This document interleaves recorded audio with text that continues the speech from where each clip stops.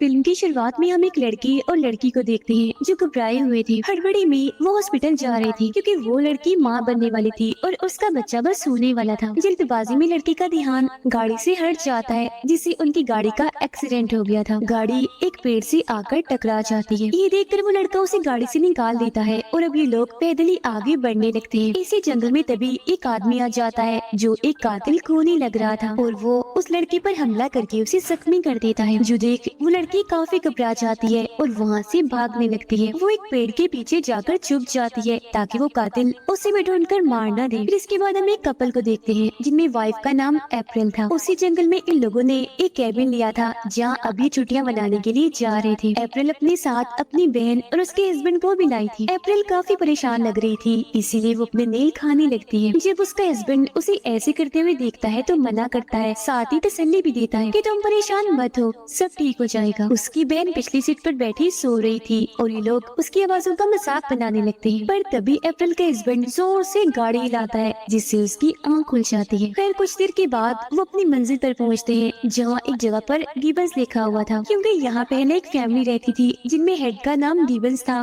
तो इसीलिए फैमिली का भी यही नाम था। और अब इस घर को अप्रैल के हस्बैंड ने खरीद लिया था। उसके हस्बैंड गाड़ी से निकलकर ताला खोलता है और ये लोग अंदर चले जाते हैं। वो अपने कैबिन को देखकर काफी खुश हो जाते हैं क्योंकि वो काफी अलग ही लग रहा था। अप्रैल की बहन का हस्बैंड जिसका नाम टिम था वो उसके हस्बैंड से कहता है कि बेशक ये घर अच्छा है पर काफी पुराना है तो हमें इस पर काफी पैसे लगाने होंगे, काफी काम करवाना होगा। जिस सुनकर अप्रैल का हस्बैंड कहता है कि मैंने यहाँ की सिर्फ जमीन खरीदी थी, ये घर तो मुझे इस जमीन के साथ ही मिला है और क्योंकि मेरे लिए घर फ्री है तो मुझे इससे कोई मसला नहीं है। अब टिम कहता है कि यहाँ सिग्नल नहीं आ रही तो मैं जरा जंगल में जा रहा हूँ, मुझे जरूरी कॉल करनी है। अप्रैल का हस्बैंड उससे पूछता है कि ये घर मैंने तुम्हारे लिए खरीदा है, ये किस्म का गिफ्ट है तो क्या तुम्हें पसंद आया? इस पर वो कहती है कि हाँ बहुत पसंद आया, ये मेरे लिए अब तक का सबसे अच्छा तोहफा है। उधर टिम जब सिग्नल ढूंढने गया था तो तभी उसे जंगल में से कुछ आवाजें आने लगती है। वो घबरा गया था क्योंकि उसे लग रहा था कि जरूर जंगल में कोई है। वो घबराते हुए चेक करने जाता ही है कि तभी पीछे से उसकी वाइफ आकर उसे डरा देती है। वो टिम से कहती है कि तुम यहाँ बाहर टाइम बर्बाद मत करो और चुपचाप घर के अंदर चलो। इसके बाद ये लोग घर के अंदर आ जाते हैं और देखते हैं कि ये घर काफी पुराना है और यहाँ गिबन्स फैमिली की तस्वीर भी थी जो यहाँ रहा करती थी। उनमें एक कपल था और उनके 2 बच्चे थे। तब अप्रैल के हस्बैंड बताता है कि ये फैमिली अब मर चुकी है इसीलिए मैंने ये घर खरीदा है। फिर ये लोग पूरे ही घर को चेक करते हैं, देखते हैं कि ये काफी बड़ा है। उन्हें वहाँ बच्चों का कमरा भी मिलता है जिसके अंदर जब वो जाते हैं तो वहाँ काफी सारी टूटी हुई डॉल्स थी। उन लोगों को ये सोचकर काफी अजीब लगता है कि ये कैसा बच्चा होगा जो डॉल्स को तोड़ता है। अब तभी जंगल में से कोई अनजान शख्स इन पर नजर रख रहा था। वो खिड़की के पास आकर अप्रैल और उसकी बहन को घूरने लगता है। अप्रैल को वहाँ एक लॉकेट मिलता है जो उसे बेहद पसंद आता है तो वो उसे अपने गले में पहन लेती है। तभी अप्रैल की बहन की नजर बाहर जाती है और उसी वहाँ कोई नजर आता है पर अगले ही पल वो इंसान वहाँ से गायब हो गया था इसीलिए वो इस बात को नजरअंदाज कर देती है। फिर ये लोग अपनी गाड़ी से सारा सामान निकाल कर घर के अंदर रख देते हैं। अप्रैल की बहन उसे कहती है कि मैं बहुत अरसे के बाद तुमसे मिली और तुमसे बात की, मैं कभी तुमसे मिलने नहीं आई इसलिए प्लीज मेरी बहन मुझे माफ कर दो। जिस पर अप्रैल कहती है कि तुम चाहे जितना मर्जी दूर रहो मुझसे पर हमारा रिश्ता कभी टूट नहीं सकता क्योंकि हम एक ही खून है, बहनें हैं तो हम एक दूसरे से बहुत प्यार करते हैं। बाहर जब अप्रैल का हस्बैंड और टीम बातें कर रही थी तो वो टीम का शुक्रिया अदा करता है कि तुम अपना टाइम निकाल कर यहाँ मेरे साथ आई हो। जिस पर टीम कहता है कि तुम मेरे बहुत अच्छे दोस्त हो तो मैं तुम्हारे लिए कुछ भी कर सकता हूँ। वैसे एक बात बताओ, ये बात मुझे समझ नहीं आई कि आखिर तुमने ये इतना पुराना घर और जंगल के बीचों बीच ही क्यों खरीदा? यहाँ रहने की कोई रिसोर्सेज, कोई वसाइल है ही नहीं जिससे इंसान यहाँ रहकर आराम से जिंदगी गुजार सके। इस पर वो बताता है कि कुछ वक्त पहले ही हमारे बच्चे की मौत हो गई है,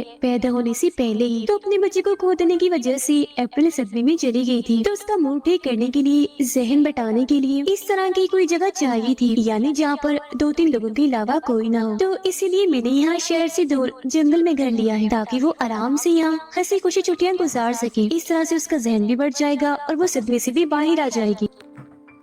तब खुश होते हुए टीम उसे बताता है कि अप्रैल जब यहाँ आई थी तो घर को देखकर वो काफी खुश हो गई थी तो अब तुम इस बारे में फिक्र ना करो, धीरे धीरे वो बिल्कुल ही ठीक हो जाएगी। ये सुनकर वो टीम को गले से लगा लेता है और उसका शुक्रिया अदा करता है कि तुम कितनी अच्छे से मुझे तसल्ली दे रही हो। फिर ये दोनों भी अंदर चले जाते हैं और ये लोग काफी सिगरेट्स और शराब पीते हैं, खूब इंजॉय करते हैं। काफी देर के बाद टीम और उसकी वाइफ अपने कमरे में जाने लगती है सोने के लिए जबकि अप्रैल और उसके हस्बैंड बाहर थे क्योंकि वो बातें कर रहे थे। यहाँ से भी हम साफ साफ देख पा पाते हैं कि कोई खिड़की के पास खड़ा होकर उन पर नजर रख रहा है। फिर वो दोनों जब कमरे में थी तो अप्रैल अपने हस्बैंड से कहती है कि आज मैं काफी टाइम के बाद खुश हुई हूँ, मुझे यहाँ बहुत अच्छा लग रहा है, तुम बहुत अच्छी हो, मेरा इतना ख्याल रखते हो और बहुत शुक्रिया मेरे लिए ये घर खरीदने के लिए। ये सुनकर उसके हस्बैंड खुश हो जाता है क्योंकि उसे लग रहा था कि अब वो ठीक हो जाएगी। फिर आधी रात को जब वो सारे गहरी नींद में सो रही थी तो वो अनजान आदमी उनके घर में दाखिल हो जाता है। अप्रैल के कमरे में जाकर उसकी गले से लॉकेट को तोड़कर अपने पास रख लेता है। फिर सुबह को अप्रैल को एक सपना आता है जैसे वो माँ बनने वाली है, मगर अचानक वो अपना पेट फाड़कर बच्चा बाहर निकाल लेती है। अब इतना भयानक सपना देखकर वो काफी घबरा गई थी तो फौरन उसकी आंख खुल जाती है। जल्दी से वो किचन में जाकर अपनी दवाइयाँ खाती है, पर तभी अचानक उसे खिड़की से बाहर एक आदमी दिखता है जिसे देख वो काफी डर जाती है और जोर से चीख मार देती है। तब उसकी आवाज सुनकर बाकी सभी वहाँ आ जाती है और उसे पूछते हैं कि क्या हुआ तुम्हें, सब ठीक है ना। जिस पर वो घबराते हुए बताती है कि मैंने खिड़की के बाहर एक आदमी को देखा है। जो सुनकर टीम उसे कहते हैं अच्छा वो मेरा दोस्त होगा, मैंने उसे घर का काम करने के लिए बुलाया है। फिर जब टीम दरवाजा खोलता है तो वहाँ सच में उसका दोस्त ही था जो अपने साथ एक और आदमी को भी लाया था, क्योंकि ये दोनों ही घर की तोड़फोड़ करके घर को नया बनाने के लिए आए थे। अब टीम उन दोनों के बारे में बताता है, कहता है कि मेरा दोस्त कंस्ट्रक्शन का काम करता है, यानी घर वगैरह बनवाता रहता है, तो घर को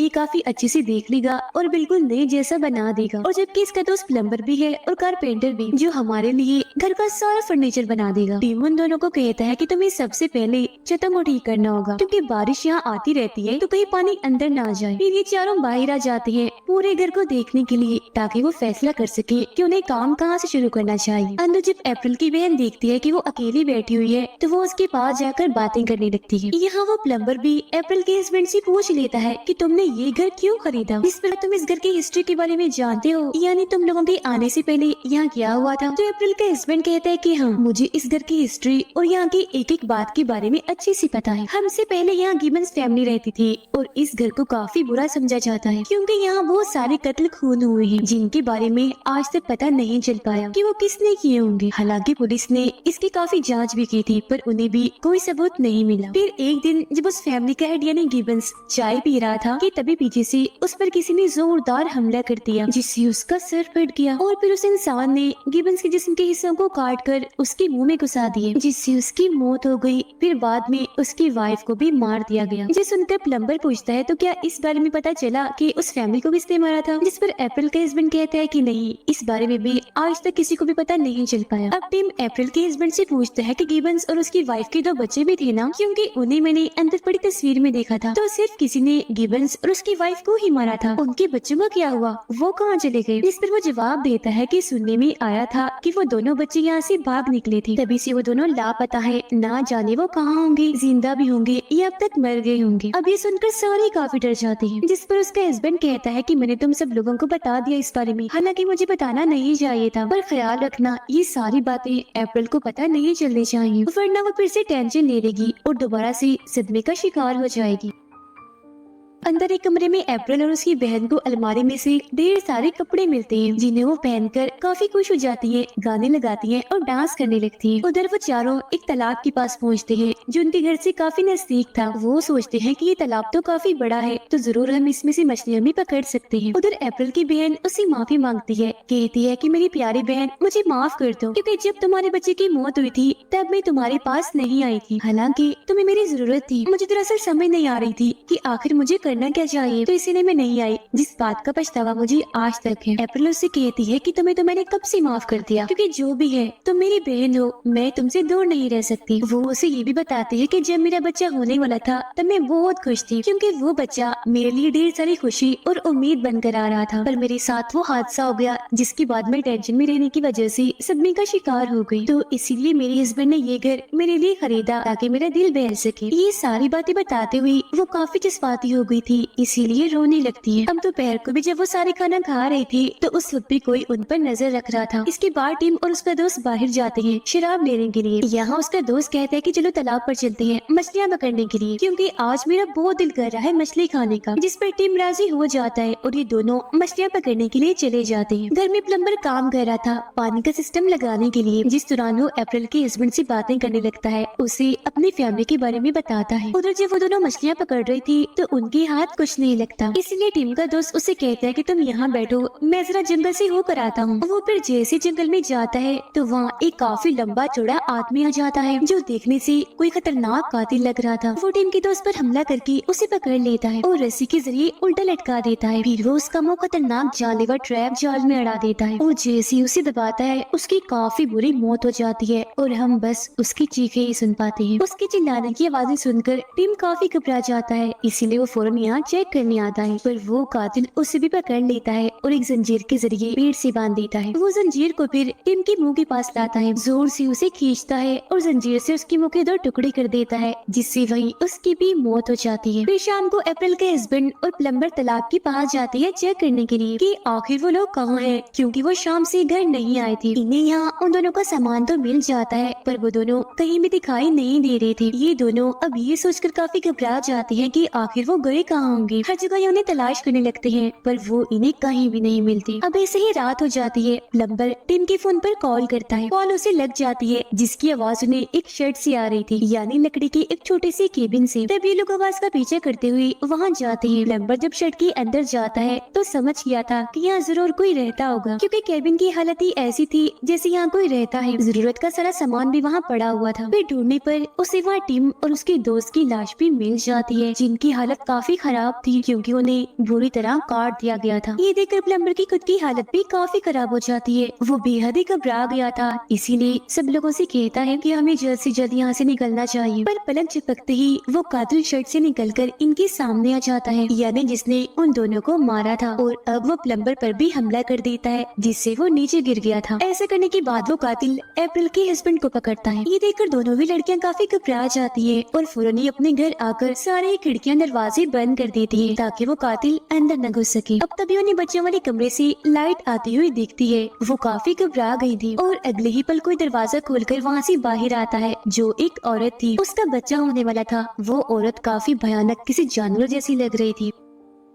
वो अप्रैल की बहन पर हमला करके उसे जान से मार डालती है। उसका गला काट कर खाने लगती है क्योंकि वो कैनिबल थी, यानी आदमखोर, इंसानों का गोश्त खाने वाली। उधर अप्रैल का हस्बैंड कातिल से लड़ने की कोशिश करता है पर कातिल उसकी आंख में बड़ा सा कील घुसा देता है जिससे उसकी आंख फूट जाती है और उसे बहुत दर्द होती है, जिससे उसकी भी मौत हो गई थी। वो औरत अब जैसे अप्रैल पर हमला करने के लिए आगे बढ़ती है तो उसके पेट में जोरदार दर्द होने लगती है। ये देखकर अप्रैल समझ जाती है कि उसका बच्चा होने वाला था, तो औरत की मदद करने के लिए वो बिना डरे उसके पास आ जाती है। अब तभी औरत का बच्चा पैदा हो जाता है जो कोई नॉर्मल आम बच्चा नहीं लग रहा था। वो किसी डीमन शैतान जैसा बदसूरत लग रहा था, पर फिर भी अप्रैल उसे अपनी गोद में लेती है और याद करने लगती है कि अगर मेरा बच्चा पैदा होता तो वो भी बिल्कुल ऐसा ही होता और बिल्कुल ऐसी उसे मैं अपनी गोद में लेकर खिलाती। वो औरत अप्रैल से उसका बच्चा मांगती है तो वो उसे दे देती है। फिर वो सोचने लगती है कि काश ये बच्चा मेरा होता। वो काफी अजीब हो गई थी। बच्चे को पाने की लालच में वो उस औरत का गला काट देती है जिससे वो मारी जाती है। तो अप्रैल उसका बच्चा ले लेती है ताकि वो उसे अपने पास रख के पाल पोस के बड़ा कर सके। फिर जब वो कातिल वहाँ पहुँचता है तो अपने बच्चे को अप्रैल के हाथ में देकर काफी हैरान रह जाता है, पर वो उसे कुछ नहीं कहता। इतनी ही देर में यहाँ प्लम्बर आकर कातिल के पेट में कुल्हाड़ी घुसा देता है जिससे वो बेहोश हो गया था। वो फिर अप्रैल से कहता है कि हमें भी जल्द से जल्द यहाँ से निकलना चाहिए, मगर वो ये कहते हुए इनकार कर देती है कि नहीं, मैं अपने हस्बैंड के बगैर यहाँ से नहीं जाऊंगी। प्लम्बर कहता है कि सिर्फ तुम और मैं ही जिंदा बचे हैं, हमारे अलावा सभी लोगों को इस कातिल ने मार डाला है। जिस पर अप्रैल कहती है कि अगर मेरा हस्बैंड ही नहीं रहा तो मैं जाकर क्या करूंगी, अब मैं यही रहूंगी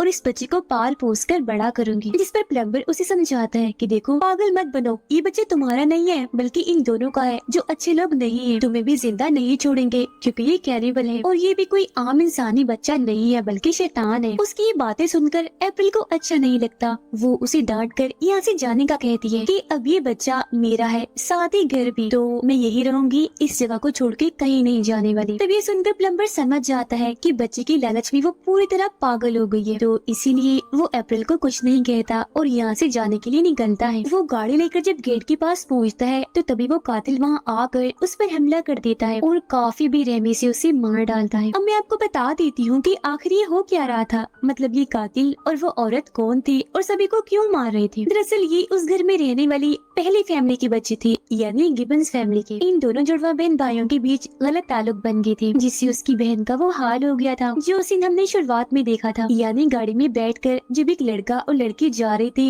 लड़की का बच्चा होने वाला था, तो वो और कोई नहीं बल्कि गिबन्स के बच्चे थे। और उनकी इस गलत हरकत पर जब उनके माँ बाप ने मुखालफत की तो इन बहन भाइयों ने उन्हें ही मार दिया। पुलिस ने इस केस को इसलिए बंद कर दिया था क्योंकि उन्हें कोई सबूत यहाँ से नहीं मिला था। पुलिस का मानना था कि वो दोनों बहन भाई यहाँ से भाग गए होंगे, पर वो दोनों तो पिछले काफी अरसे से यही छुप कर रह रहे थे और आने वाले हर एक इंसान को मारकर खा जाया करते थे, क्योंकि अब वो खतरनाक कैनिबल जो बन गए थे। और इसी के साथ ये कहानी इधर ही खत्म हो जाती है।